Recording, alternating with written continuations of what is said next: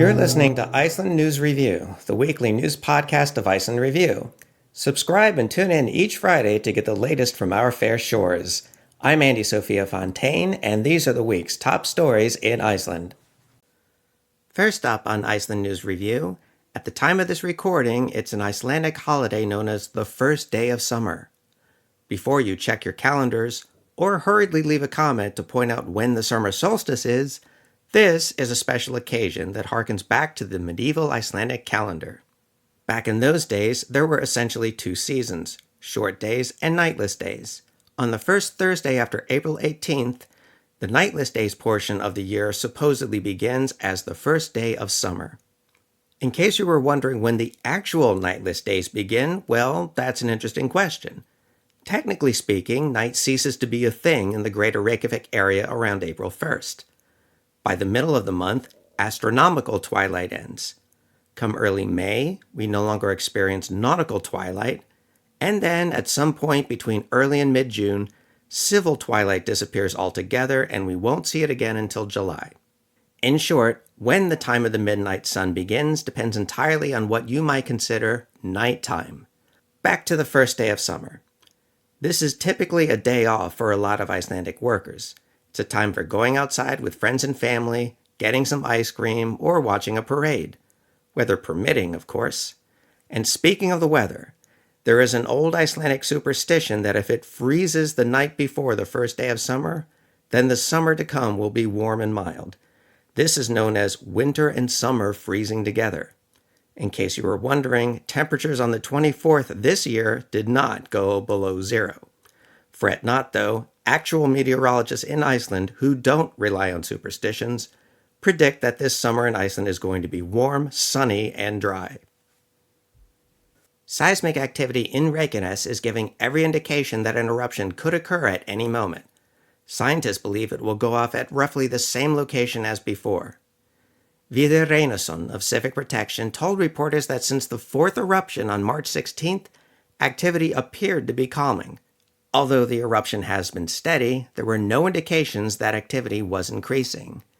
That changed in early April as the ground surface began to rise again. This is a typical sign of magma gathering beneath the surface of the Earth.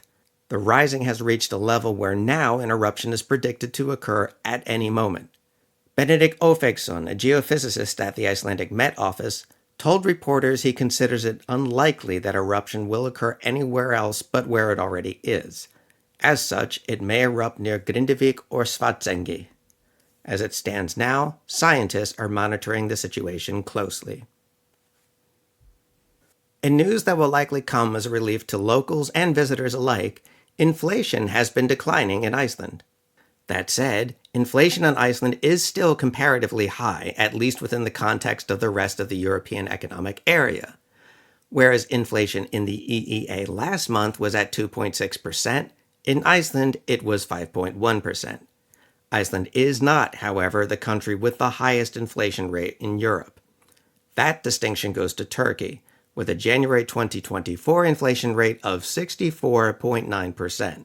While 5.1% may not be ideal, inflation in Iceland has been trending downward. In February of last year, it was at 8.8%, and in October 2022, 11.5%.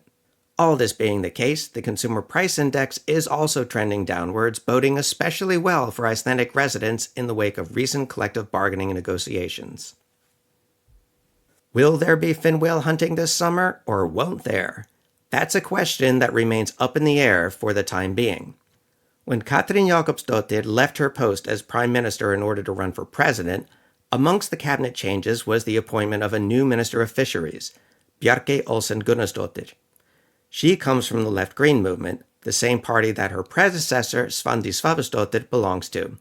Svandís famously issued a temporary ban on fin whale hunting last summer, citing a report from the Food and Veterinary Authority.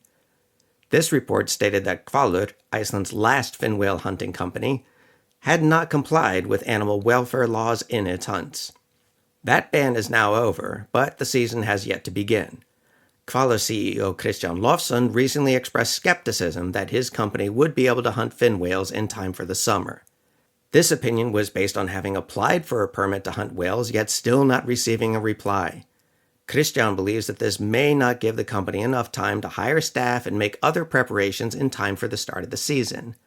For her part, Bjarke refused to comment on whether or not she will grant the permit. She has said that there is no set time limit for when she is supposed to announce her decision, and that the permit application is going through a proper ministerial process. Going back to Katrin Jakobsdottir running for president. On a recent panel discussion show, Katrin, along with candidates Halla Tómasdóttir and Steinunn Ólína Þorsteinsdóttir, discussed the presidential veto. This is a pretty interesting twist to a former prime minister running for president. You see, Parliament passing a bill isn't enough to make it a law. Our Constitution states that it needs to be signed by the president in order to make it a law. If the president refuses, then the legislation is put to a public referendum. This veto power is rarely used, but it does happen, most famously in the Iceland debacle of 2010. The question raised at the panel was this: would it not be a conflict of interest for a president to be presented with legislation that they, while they were prime minister, helped create? Katrin responded by saying that she would absolutely be objective. She emphasized that she would exercise the veto power in instances where there was a gap between the actions of Parliament and the will of the people. She noted that her personal politics are a matter of public record, and that voters could see for themselves if she were acting in a conflict of interest. Steinunn Ólína was skeptical of these claims. In a video she posted to social media, she pointed out that the Left Greens, the party that Katrin once led, has been pushing an aquaculture bill that has been heavily criticized by such organizations as the Federation of Icelandic River Owners and the Icelandic Wildlife Fund. Steinunn added if anyone would believe that Katrin, as president, would veto a deeply unpopular bill that she nonetheless helped create. Presidential elections in Iceland will be held on June 1st. At the time of this recording, Katrin and political scientist Baldur Þórhallsson have been at or near the top of the polls. Lastly, on Iceland News Review, we have on many occasions reported on the South Iceland village of Vík í Mýrdal. This village has just over 800 people, about 42% of whom are immigrants. Now, while only Icelandic citizens can vote in parliamentary or presidential elections, non-citizens can vote in municipal elections if they have lived in that municipality for at least 3 years. With so many residents of foreign origin, Vík decided to create something special, an English-speaking council. There, the mayor attends, reports to the council on what the greater municipal council has been up to, and listens to the input of immigrant voters. While this idea has been controversial, it has been mostly received very positively. Most recently, the council received an award from the Icelandic Regional Development Institute. Furthermore, the NGO Women of Foreign Origin in Iceland also applauded the English-speaking council, saying in part that it, quote, creates an opportunity for immigrants to learn about the Icelandic political system, but also encourages them to become active participants in our society, end quote. If you like hearing about news from Iceland, maybe you'd like to visit sometime. But what if I told you that you could win a free trip to Iceland too? Visit our webpage at icelandreview.com to learn more, but hurry, this contest ends on May 17th. Next up, the weather this weekend. Friday is going to be warm, mild, and sunny across the southwest half of Iceland. In the northeast, it'll be cloudy and cooler, but with very little precipitation, if any. These conditions will persist as we head into Saturday, but there may be some rain in the northeast in the morning. Fortunately, that should clear up by late afternoon, early evening. Come Sunday, it could be cloudy across the south, but temperatures will remain warm, with skies clearing up by evening time. As for road conditions, bear in mind that all roads into the highlands are closed to regular traffic, so don't try heading up there unless you're in a glacier tour group or something similar. Also, avoid the eruption site at all costs, and do not stop by the site of Reykjanesbraut to photograph or film the eruption. Apart from that, road conditions are great all over the Icelandic coastline.